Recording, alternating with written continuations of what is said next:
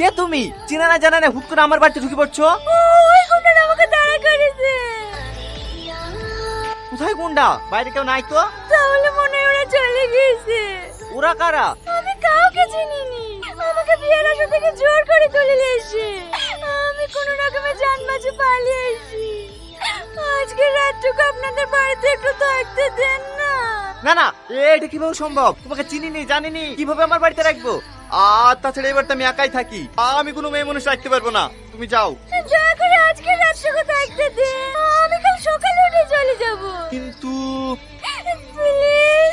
আচ্ছা ঠিক আছে, তুমি খাওয়া দাওয়া করিছো? না। ঠিক আছে তুমি বসো, তোমার লেগে খাবার নিয়ে আসছি।